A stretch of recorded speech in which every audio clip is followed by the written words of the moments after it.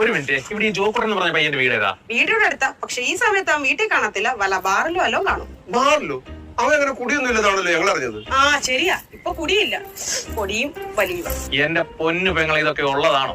ഞങ്ങളുടെ സഹോദരിയുടെ മോക്ക് ഒരു ആലോചനയായിട്ട് വന്ന ഈ ചെറുക്കന്. അപ്പൊ ഹണിമൂണൊക്കെ അങ്ങ് ഹരിയാനയിലായിരിക്കും. ഹരിയാനയിലോ? അല്ല, അവന്റെ കഞ്ചാവോട്ടൊക്കെ അങ്ങ് ഹരിയാനയിലാണല്ലോ. എന്നാലും ഏത് തെണ്ടുകളാണ് നിന്റെ ഈ കല്യാണം അല്ലേ മുടക്കുന്നത്? എനിക്കറിയാവോ. ജോക്കൂട്ടാ, കഴിഞ്ഞ ദിവസം എനിക്ക് 12 ഒരു ആലോചന വന്നായിരുന്നല്ലേ. നമ്മുടെ ഭാഗ്യത്തിനെ അവർ എന്റെ കടയിൽ വന്നാ നിന്നെ കുറിച്ച് അന്വേഷിച്ച്. ഞാൻ പറഞ്ഞു, നമ്മുടെ സ്വന്തം പയ്യനാ, കിടിലം പയ്യനാ, ധൈര്യമായിട്ട് കെട്ടിച്ചു വിട്ടോളാം. അത് നടന്നില്ല ചേച്ചി.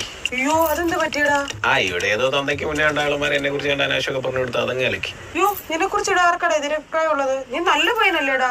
ആരാന്നൊന്നും നമുക്കറിയില്ലല്ലേ. എന്തായാലും അവളൊക്കെ പുഴുത്തേ ചാവത്തുള്ളൂ. ശത്രുക്കളാണേലും അങ്ങനെ പ്രാഗല്ലടാ. നമ്മുടെ സംസ്കാരം അതല്ല. സംസ്കാരമൊക്കെ നോക്കിക്കൊണ്ടിരുന്ന എന്റെ ശവസംസ്കാരം അല്ലാതെ കല്യാണം ഒന്നും നടക്കുമെന്ന് എനിക്ക് തോന്നില്ല. ഷിജുവണന്റെ ഭാര്യയൊക്കെ തന്നെ സമ്മതിച്ചു. പക്ഷെ എന്റെ നിന്റെ